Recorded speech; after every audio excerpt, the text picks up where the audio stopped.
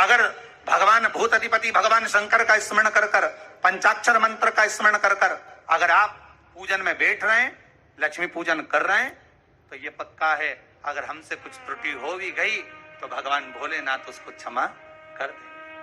और माता से निवेदन करना, हे लक्ष्मी मैया, हे वैभव लक्ष्मी, हे माता अष्टलक्ष्मी, हे मां संतान लक्ष्मी, धान्य लक्ष्मी, वैभव लक्ष्मी, प्रतिष्ठा लक्ष्मी, यश लक्ष्मी, कीर्ति लक्ष्मी, आरोग्य लक्ष्मी, संतान लक्ष्मी, हे मां ऐसी कृपा करिए, आप हमारे घर से रुष्ट होकर ना जाइएगा। ये घर, ये परिवार, ये सब आपका है, सब आपका। ये किसी दूसरे का नहीं। मां पूजन करते समय माता लक्ष्मी से जरूर कहें, मां 4 साल हो गए, 2 साल हो गए, ये 2 वर्ष जो बेकार निकल गए हैं, मां हो सकता है आप हमसे रुष्ट हो गई हो, पर आज क्षमा मांगकर अपने घर में आप प्रवेश करिए। मां आइए हमारे घर में, आप पधारिए। महाराज कितना सुंदर संवाद है। एक साहूकार की बेटी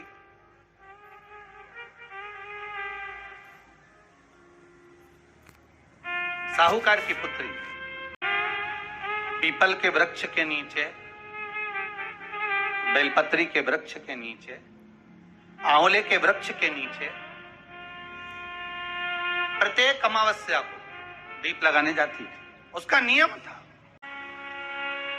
साहूकार की पुत्री प्रत्येक अमावस्या 3 दीप, एक बेलपत्री के नीचे, एक आंवले के नीचे, एक पीपल के नीचे लगाने जाते। महाराज आज नारायण ने कृपा कर दी, और क्या कृपा करी कि आज सरस्वती, पार्वती और लक्ष्मी तीनों इन वृक्षों के नीचे जाकर विराजमान हो गए। पार्वती मैया तो पहले से ही बेलपत्री के नीचे है,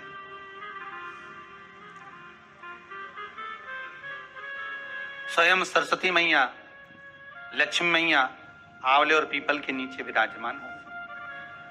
अब आज तीनों देवियों में बात हो रही है, आज तीनों देवियों में चर्चा हो रही है कि यदि आज अगर कोई दीप लगाने आया और पहला दीप जिसका लगेगा, तो ये पक्का है कि मैं लक्ष्मी उसके घर में प्रवेश करूंगी।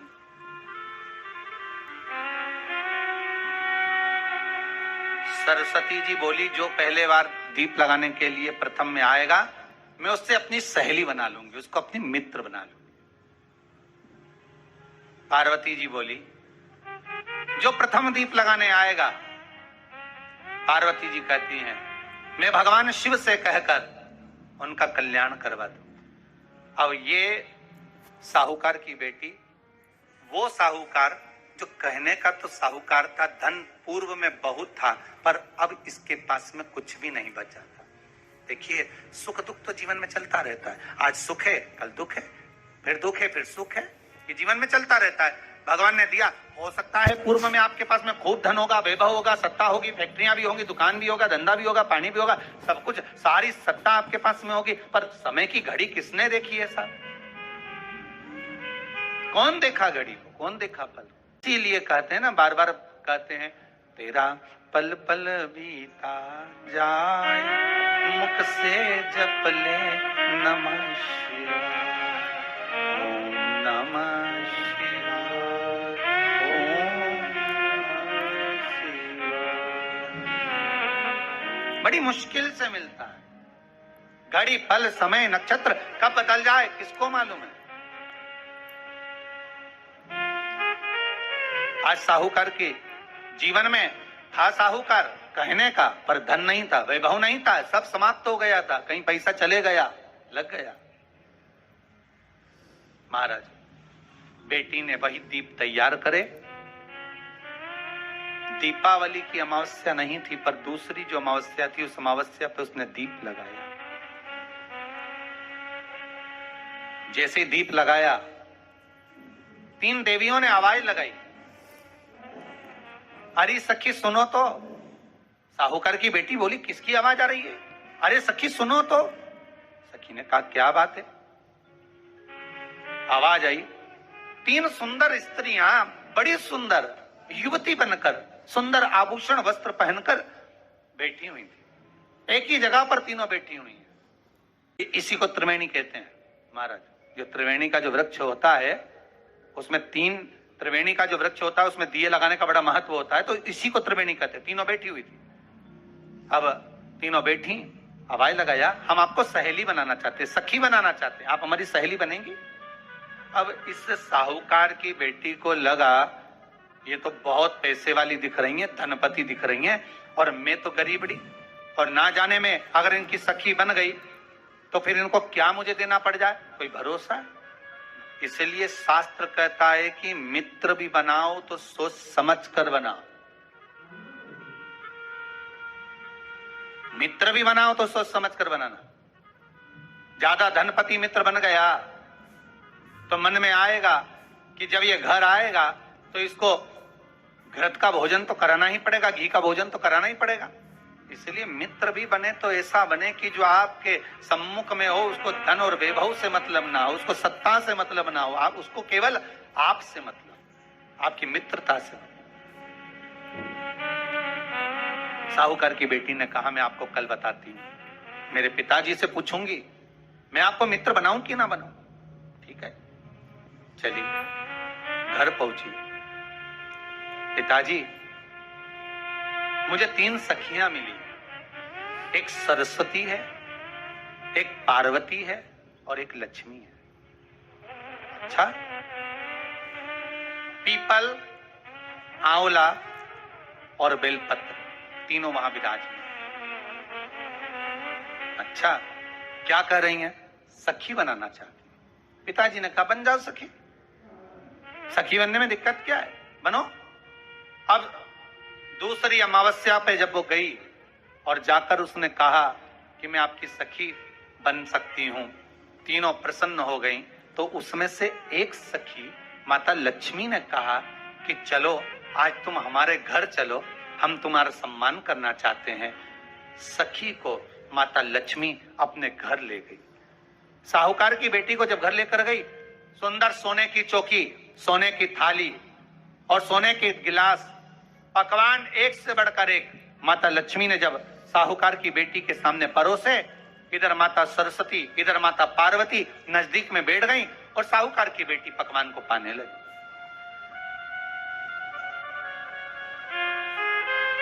साहूकार की बेटी पकवानों को पा रही है, भोजन ग्रहण कर रही है। अब भोजन करने के बाद साहूकार की बेटी चली गई। जाते से ही माता लक्ष्मी जी ने कहा, सुनो सखी, अगली जो अमावस्या आ रही है, आपको मालूम है वो कौन सी अमावस्या है? नहीं। कहा, दीपमालिका, दीपावली की अमावस्या, आपको मालूम है? ओहो, पर एक बात हम आपको कहें? लक्ष्मी जी बोली, एक बात हम आपको कहें? हाँ बोलिए। हम चाहते हैं इस अमावस्या को आप हमारे घर आई हो, अगली अमावस्या को हम आपके घर आना चाहते हैं, क्या आप हमें बुलाएंगी? सखी ने कहा, साहूकार की बेटी बोली, अगर आपका मन है आने का तो आप आओ, मना नहीं है। साहूकार की बेटी हूं मैं। लक्ष्मी जी ने मन में सोचा, ठीक है, तैयारी करो। आज साहूकार की बेटी घर पहुंची तो पिताजी ने पूछा, बेटी आज बहुत देर हो गई तुझे आने में, कहां रह गई थी तू, कहां रह गई तू? बेटी कहती है, 3 सखियों के घर गई थी, आने में देरी हो गई, पर मेरी सहेली माता लक्ष्मी जी कह रही हैं कि अमावस्या के दिन मैं तुम्हारे घर में आऊंगी। तो पिताजी ने कहा, उसमें क्या दिक्कत है, तैयारी करो। तो पिताजी, घर में अपने खाने के लिए तो कुछ नहीं, तो माता लक्ष्मी को क्या खिलाएंगे? कई लोग कहते हैं कि दीपावली पे ना तो हमारे यहाँ घी है, ना हमारे यहाँ तेल है, ना हमारे यहाँ कपास है, ना हमारे यहाँ पर मिठाई बन रही है, ना हमारे यहाँ अच्छे वस्त्र हैं, हम क्या पहने माता लक्ष्मी को रिझाने के लिए? परशु महापुराण की कथा कहती है, अगर आपका भरोसा, आपका विश्वास, आपकी दृढ़ता परमात्मा के चरणों में लगी है तो परमात्मा लक्ष्मी पूजन की व्यवस्था भी वही कर देगा कि लक्ष्मी जी का सम्मान कैसे करना, आदर कैसे करना है। घर में बच्चों का विवाह होता है, टेंशन आपको होता है, परमात्मा पे छोड़ दो, भगवान विवाह कराने वाला होगा, भगवान पाणिग्रहण संस्कार कराएगा, भगवान व्यवस्था करेगा, क्योंकि जन्म उसी ने दिया है तो मृत्यु भी वही देता है, जन्म उसी ने दिया है तो पाणिग्रहण संस्कार भी वही करा देता है। क्यों सोचना। साहूकार ने कहा, बेटी तो इतनी जल्दी हिम्मत हार गई कि तेरे घर में कुछ नहीं है। गाय का गोबर ला, लीपन कर, घर को पोंछ, कचरा उठाकर बाहर फेंकिया।